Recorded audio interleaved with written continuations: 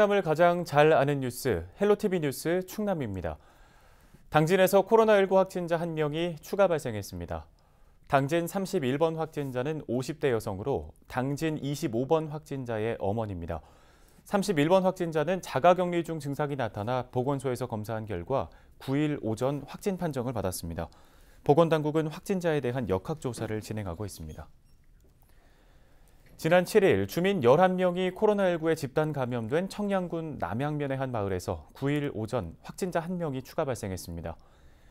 청양 46번 확진자는 지난 6일 확진된 청양 31번 확진자의 접촉자로 자가격리 중 검사에서 양성 판정을 받았습니다. 해당 확진자는 자가격리 중이었기 때문에 외부 동선은 없는 것으로 알려졌습니다. 이로써 이 마을 확진자는 모두 16명으로 늘었습니다. 홍성에서 60대 남성이 8일 코로나19 확진 판정을 받았습니다. 이 남성은 홍성 31번째 확진자로 전날 확진된 홍성 30번 확진자의 남편입니다. 30번 확진자는 집단 감염이 발생한 청양의 한 마을 주민과 접촉한 것으로 확인됐습니다. 30번 확진자와 이 마을 주민은 친척 관계로 파악됐습니다. 방역당국은 확진자 이동 동선을 조사하고 추가 접촉자 파악에 나서고 있습니다. 당진 평택항 서부두 매립지 귀속 결정 취소 소송에 대한 대법원 2차 변론이 10일 진행됩니다. 이날 변론에는 양승조 지사와 김홍장 시장, 당진 땅 수호 범대책위 등이 참석할 예정으로 충남도와 당진시는 이번이 판결 전 최종 변론이 될 것으로 예상하고 있습니다. 도는 2015년 행정안전부 장관의 서부두 추가 매립지 관할구역 결정이 부당하기 때문에 당연히 결정이 취소돼야 한다는 주장을 펼칠 방침입니다. 세부적인 근거로는 귀속 결정 당시 충남도지사의 의견 진술이 없었다는 점, 대법원에서 제시한 매립지 귀속 결정 시 고려 요소 중 일부가 누락됐다는 점 등을 제시할 예정입니다. 앞서 충남도와 당진시 등은 지난 2015년 대법원에 관련 소송을 제기했으며 지난해 3월 첫 변론에 이어 지난 11월에는 당진 평택항 일원에서 현장 검증이 진행됐습니다.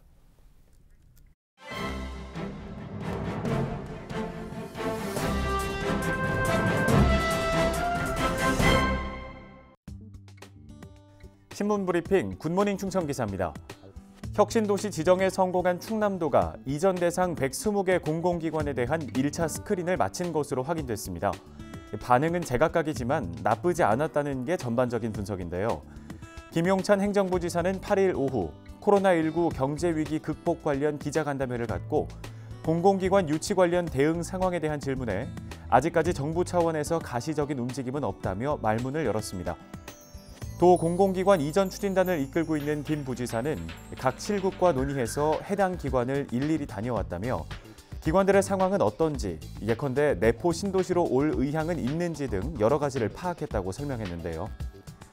아직 밖으로 얘기할 상황은 아니라면서도 치열하게 준비하고 있다고 강조했습니다.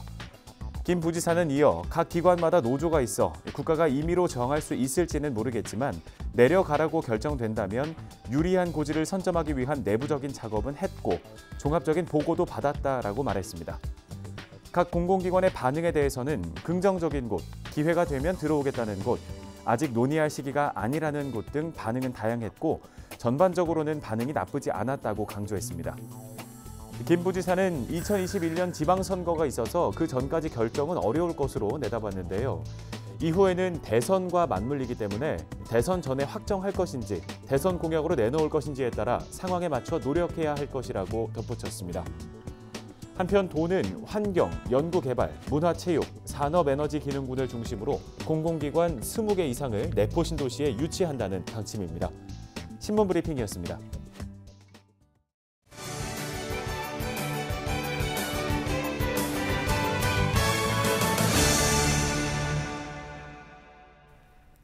다음은 우리 지역 소식을 가장 빠르게 전해드리는 오늘의 정보 시간입니다. 충남도가 내년부터 전국 최초로 청년 농어업인 바우처를 지원한다고 합니다. 충남도 김성균 농업정책과장 전화 연결해서 자세한 얘기 들어보겠습니다. 과장님 안녕하십니까? 네, 안녕하세요. 충청남도 농업정책과장 김성균입니다. 네, 먼저 충남도가 전국에서 최초로 이 청년 농어업인 바우처 제도를 도입하게 된 배경을 설명해 주시죠. 네, 전국 최초로 충청남도가 내년부터 청년 농업인에게 교육과 레저시설 이용이 가능한 바우처를 지원할 계획입니다. 지금 우리 농어촌은 청년들이 도시로 떠나고 고령화로 인해 지속 가능성을 위협받고 있습니다. 통계청 자료에 의하면 충남의 농촌 인구의 어떤 고령화율은 2015년도에 41.5%에서 2019년도는 51.3%로 약 한 10% 증가했고, 청년 농업인 수는 2015년도에 3만 167명에서 2019년도에 2만 104명으로 10,000명이나 감소하였습니다. 이런 상황에서 농어촌에 정착한 청년 농업인의 문화활동에 조금이나 도움이 되고자 바우처 지원 사업을 추진하게 되었습니다.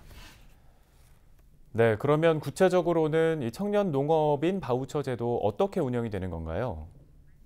예, 대상은 만 20세에서 40세 미만으로 농업 경영체 경영주로 등록한 농업인이며, 약 이 사람들이 3,500명 정도 될 것 같습니다만, 이분들을 대상으로 시군청에서 신청을 받아 연간 20만 원의 바우처를 카드나 모바일 형태로 지원할 계획입니다. 네, 약 3,500명 정도 많은 분들께서 혜택을 받을 수 있을 것으로 보이는데요. 이번 사업에 대한 명칭 공모도 진행되고 있다고 들었어요. 어떻게 참여할 수 있는 건가요? 새롭게 시작하는 정책인 만큼 도민들에게 널리 알리고 활용도 있게 쓰일 수 있도록 도민 친화형 사업 명칭 공모를 충청남도 공식 페이스북을 통해 8일부터 21일까지 인터넷 투표로 진행하고 있습니다. 네, 청년 농업인 바우처 지원 사업 통해서 어떤 효과 기대해 볼 수 있을까요? 예, 1인당 20만 원의 바우처는 현금성 지원이 아닌 바우처 형태의 지원인 만큼 청년 농업인들이 자기개발이나 문화활동 그리고 레저 활동을 할 수 있도록 도움을 주어 활력이 넘치는 농어촌을 이끌어가는데 조금이나마 보탬이 될 것이라고 생각합니다. 네, 잘 알겠습니다. 이 밖에도 청년 농업인 그리고 어업인들이 성공적으로 지역에 정착을 할 수 있도록 지원하는 사업들이 더 있다면 소개를 좀 해주시죠. 예, 아주 많죠. 하지만 저희가 많은 것을 다 소개시켜드릴 수는 없고, 한 가지만 소개해드리면, 저희 신규 후의 농업인이 농촌에 성공적으로 정착할 수 있도록 지원할 계획을 내년도에 시행할 예정입니다. 매년 100여 명 이상이 신규 후계 농업인으로 선정되는데, 이분들의 애로사항을 접수하고 해결 방안을 찾기 위해서 네트워크로 연결하고, 그 다음에 선배 농업인과의 멘토 멘티 워크숍, 선진 농업인 벤치마킹, 그리고 품목별 스터디 소그룹을 운영하여 청년 농업인의 영농 정착률을 높여 아주 활력이 넘치는 농촌을 만들고자 생각하고 있습니다. 네, 잘 알겠습니다. 오늘 도움 말씀은 여기까지 듣겠습니다. 지금까지 충남도 김성균 농업정책과장이었습니다.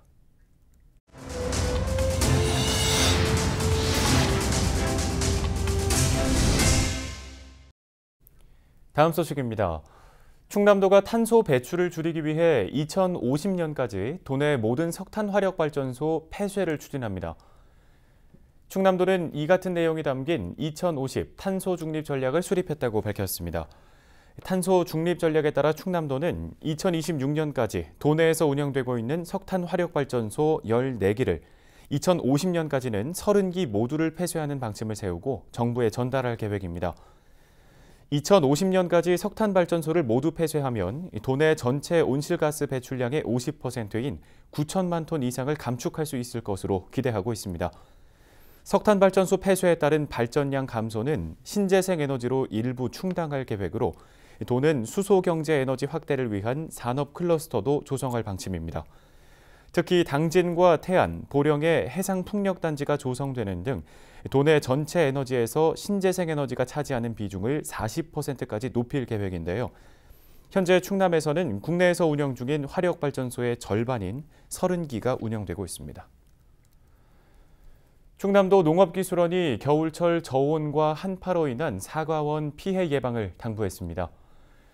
도 농업기술원은 올해 봄철 이상 기온과 여름 긴 장마로 저장 양분이 부족해 수세가 약해진 나무가 많을 것으로 예상된다며 각별한 주의가 필요하다고 밝혔습니다.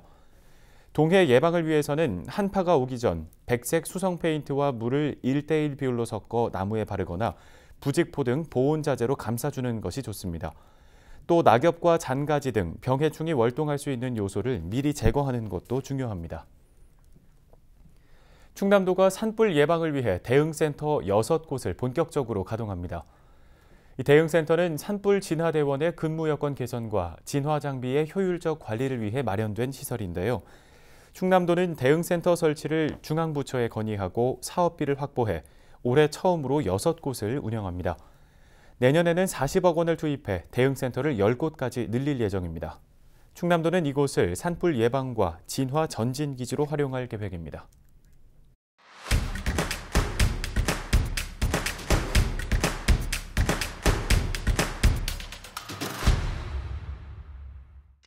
당진시와 현대제철 기능장협의회가 달빛학습 국가기술 자격증반을 내년 1월 개설합니다. 두 기관은 최근 협약을 체결하고 기능장협의회는 무료 재능 기부를, 당진시는 장소 마련 등 행정적 지원을 제공하기로 약속했는데요.